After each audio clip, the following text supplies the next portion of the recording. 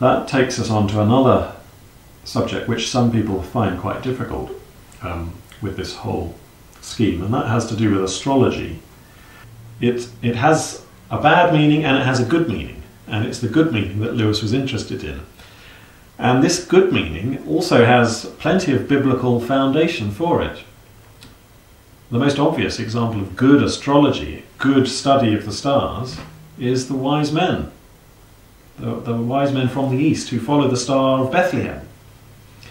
At the beginning of Matthew's Gospel, you remember that, how they say, "We have seen his star in the east and we have come to worship him." But they were astrologers, clearly. And how did they know that a new star would indicate the birth of the Son of God? It's quite extraordinary, isn't it? It is extraordinary. I've got no explanation for that myself, but all I'm trying to say is that they were astrologers. They were reading the signs in the heavens. And if you look at the book of Genesis, when we have the account of the creation, we are told that the stars were created for signs and for seasons. They are meant to tell us things in the account of Genesis itself.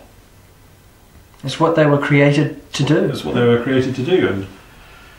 And of course, I mean, there's a very obvious kind of physical, geographical way in which you can read the stars. You can use them to navigate, celestial navigation, and indeed you find that quite a lot in the Narnia books. You remember how Jill knows her Narnian stars perfectly and can guide by them. So that's one way in which they're signs. They can orientate you as to your location on Earth, but they also have a deeper meaning too. And again, you find this throughout the scriptures. The heavens are telling the glory of God, Psalm 19. That was Lewis's favourite psalm, by the way. He said it was the greatest poem in the book of Psalms and one of the finest lyrics in the world. If you look in the book of Judges in the Old Testament, you find a very interesting line about how the stars in their courses were fighting against Sisera.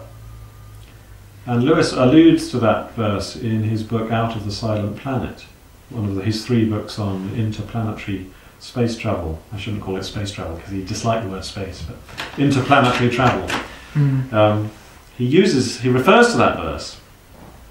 And then if you come to the New Testament, you find not just the Star of Bethlehem, you find Jesus himself saying, you can read the signs in the sky. When the sun is darkened and the moon gives no light, you will know that the end is near. And in the book of Revelation too, you have Jesus depicted, the Son of Man, holding 7 stars in his right hand. Now what do those 7 stars mean?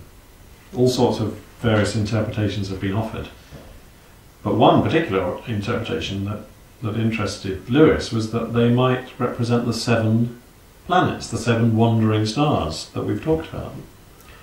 And these 7 stars, the wandering planets, which give us the names of the days of the week, Christ holds them in his right hand as a way of showing that he is the Lord of time. So throughout the Bible you have an interaction with the stars, trying to find out what they mean, what they signify. And that is all good, and that's welcomed, and it's embraced, and it's blessed.